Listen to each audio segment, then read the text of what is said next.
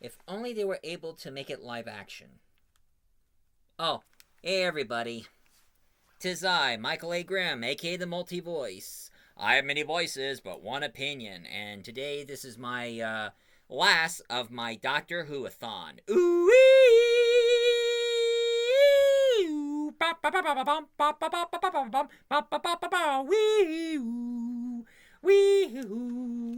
And right now I'm reading this. I mean, I knew I reviewed this a couple of years ago, but I decided to read it because a lot of people always kept talking about having a crossover between Doctor Who and Star Trek, which Star Trek is my second favorite science fiction series.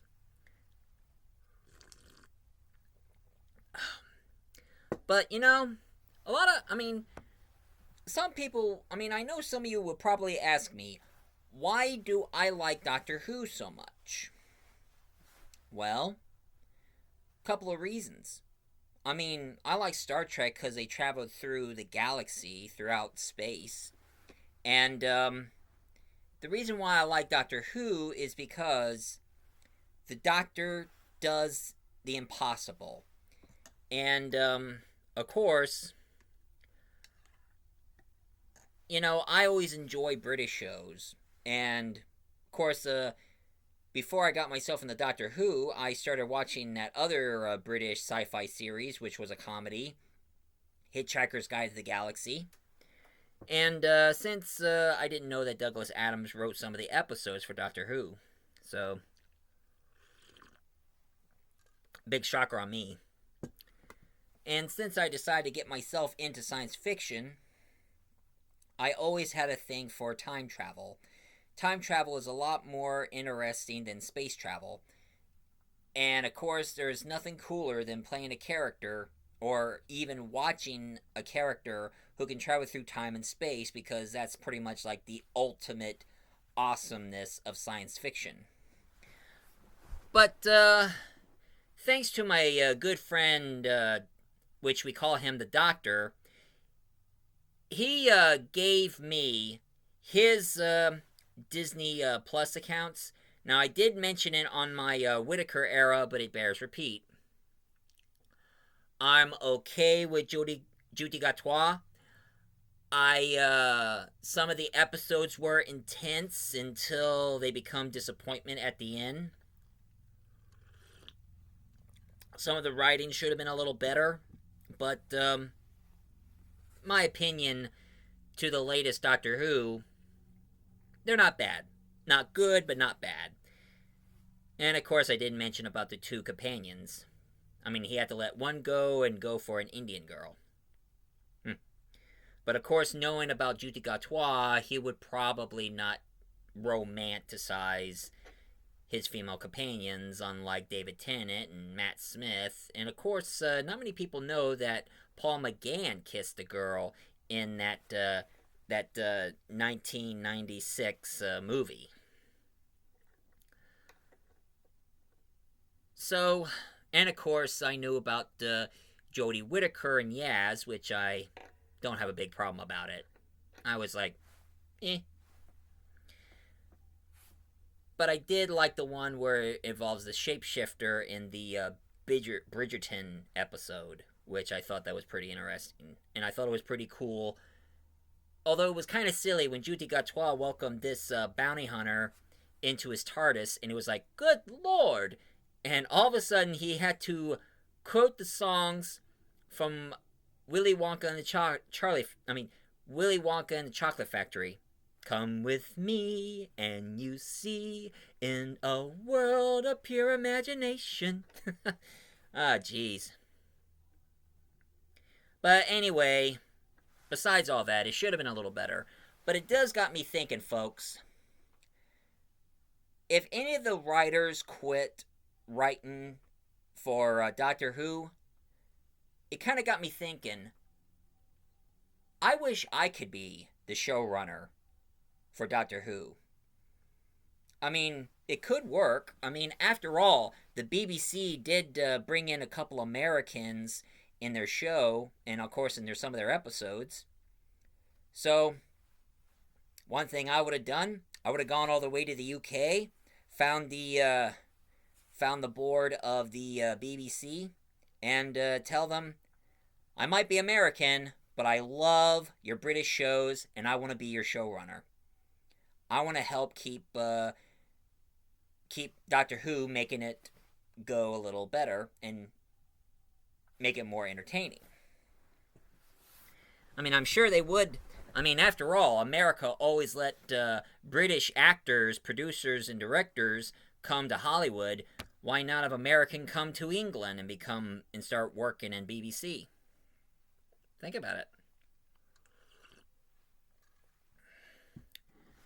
But how I would run the show? Well, there was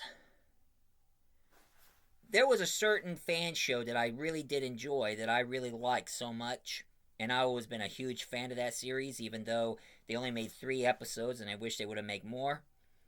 One thing I would have done as a showrunner, I would take Doctor Who The Ginger Chronicles and make it officially the BBC series.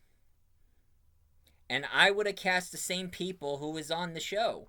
I would have cast my favorite Doctor of all time, Lily Nelson, as the Doctor. And of course, Michael Way Wilson as Jim. And Rebecca Larkin as Liz. And even bring her Lily Nelson's husband, Miles Snow, coming back as the Master.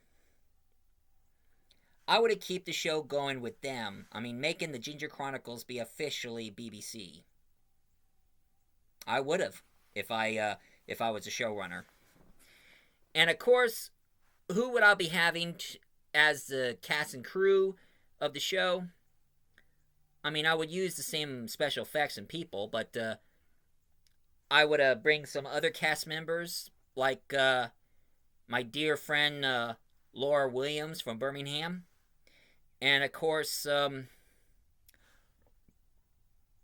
Hope Morris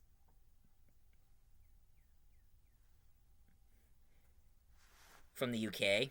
I would have them along, give them appearance, give them roles, give them things for them to do for the show. And of course, have a group of friends of mine who are either writers, directors, and probably producers. I mean, I would have my dear friend Yana Jezeki, Adam Fishwick, 3 of my good friends, Jericho Keane, Luke Lane, and Zach Lawrence. And I'm also would like to have William Haler, Leah Chance, Robert Horsnell, which now I heard that he changed his name to Robin J. Hopewin, Paul Pemberton, yeah, that is his name, Jevin John, Rihanna, aka Ryan Lehman from Canada. Why not have a Canadian? Nicholas Crow, Ewan Hall from New Zealand, Isaac Trevor from Australia,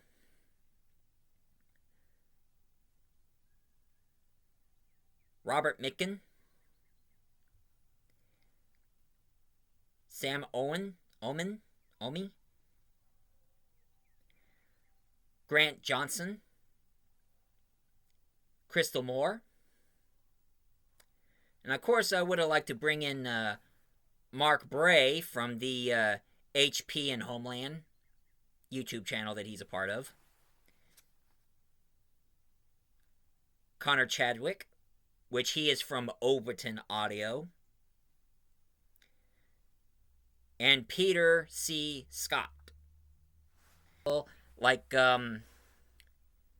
Trenton Bless, and many more people, many more Whovians that I made friends with during the years of joining some of the Doctor Who fan group and tons of other groups that involves Doctor Who.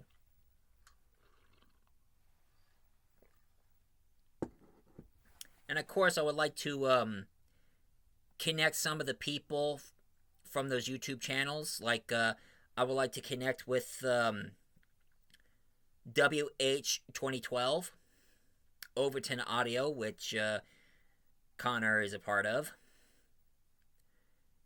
The Confused Adipose. I love their channel, and I am really intrigued with the Echo Doctor and their series, and I would like to know more what's going to happen next, because seriously, dude, I've watched your fan-made Doctor Who, and I like to know what happens next. And, DDK Production, Something Blue Audio,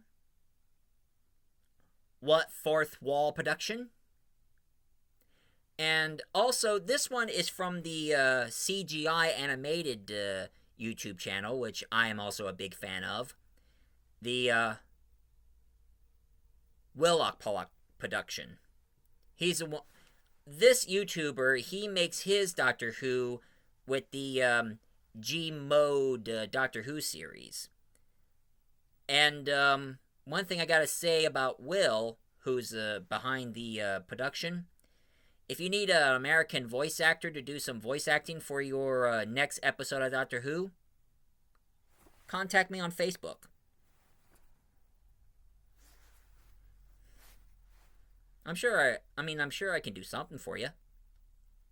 I love doing voice acting for all of you guys. Now, one thing I do have to admit, one thing I've heard about the pantheon of the Discord, which they are like gods. We already seen the Toy Maker, and of course Surtech. And of course, we also knew about Mara, which I knew that's going to bring that one back. And of course, they're going to bring in the Trickster from the Sarah Jane Adventures. And I also heard that they're going to be having Krampus, the Christmas demon, involved. And also the Queen of Time, which it kind of made me wonder about that mysterious woman who broke the fourth wall and was once a neighbor to Ruby Sunday. I wonder what's her deal. I wonder if she is the Queen of Time or what. Because I have a lot of theories about that. And one of the great ideas, I think it would be a really good idea that people should focus more on, that they should have done as the next episode. Since the Master destroyed Gallifrey, don't forget there's also other Gallifreyans out there that weren't even around when the Master killed all the Gallifreyans. So, I would say, oh, and one more thing, I think they should bring back Omega as the pantheon of the Discord. After all, he is a Time Lord with phenomenal cosmic powers that he should have been a god and would have been the members of the pantheon. But anyway, have Omega, but also his old friend Rassilon in the mix. And of course, the Ronnie. And of course, the meddling monk, who I think should be played by Matt Berry, because I really love this actor. I've seen his performance on Toast of London, and of course What We Do in the Shadows, and tons of other movies and shows that he did, that I always enjoyed his performance and his... I do a good impression. I'm Dr. Sanchez. You need to shut your mouth. Oh, been in the gym. I'm coming with you, Dad. No, you're not, Sanj. Fair enough. I think he would be perfect to play the meddling monk. But of course, anyway, all these Gallifreyans together, Rassilon, Omega, Ronnie, and the meddling monk, and I mean, they all group together because they are really pissed off on what the Master did to Gallifrey. So now they're all grouping together in order to find the Master and kill him. And only the Doctor is the only one who's trying to stop them. And also, he also gets reunited by two of his old companions. We should bring Leah, who is played by Louis Jameson. I mean, somebody should bring her back. After all, she did stay in Gallifrey and became Lord President. And also, we should bring back Romana into the mix. Except, it should be the third and latest Romana from Big Finish. Juliet Landau. I mean, she did the voice of Romana on Big Finish, and I think it's time for her to play Romana in live action. And even, bring in Morbius into the mix. I like to scramble some things up, and even have the Sisterhood of Karn involved. Why not? But that's just my opinion. And this is my idea how I think I would have run as a showrunner. Have all of my Whovian friends together and be the writers and producers and even share ideas and everything. Be like the board meeting. And how we can make Doctor Who continue without any problems going on. So, sorry if this is pretty short, folks, but this is what I have in the mix. And this is my review for the day. For those of you who likes my video of my thoughts about how I'm going to be the showrunner on Doctor Who. Oh yeah, and another thing I think that we should be, I think the BBC should do, or what I would have done if I was a showrunner, take all the novels, all the Doctor Who novelization, and make them live action. And also give some of them to Big Finish so they could make adaptations. Because I think these are all books that needs to turn into adaptations. But that's just my opinion.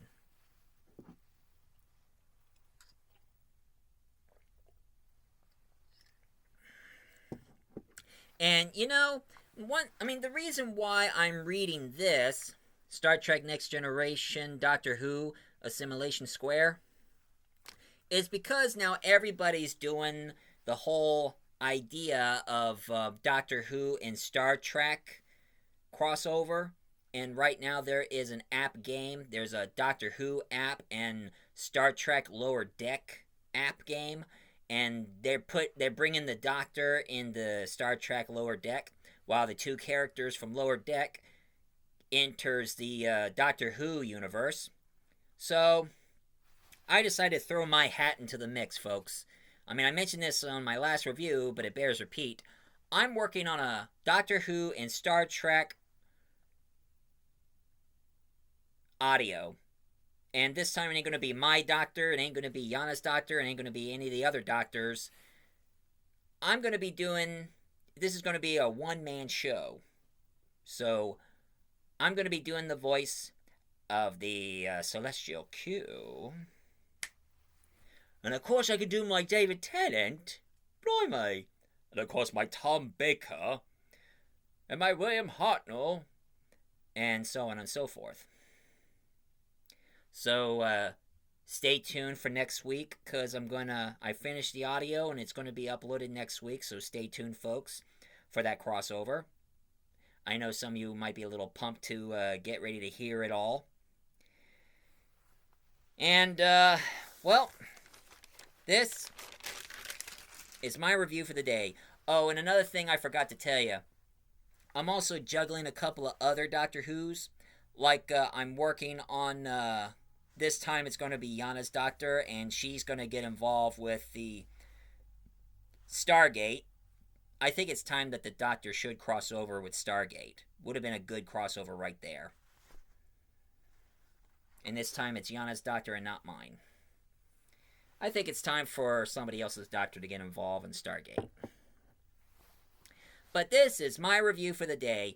So, So, if any of you like my video of what I'm talking about, and if you like my idea, please leave a comment down below. Hit like and subscribe for more. So, this will be the end of Doctor Who-a-thon. Of course, if there's something new is going to pop up on Doctor Who, I'll probably going to review it or something. But I do have other ideas of other reviews, so I'm going to continue on reviewing other things that's not Doctor Who related, so stay tuned for those. So this is the last of Michael A. Graham, aka the Multi-Voice Doctor, telling you guys so long.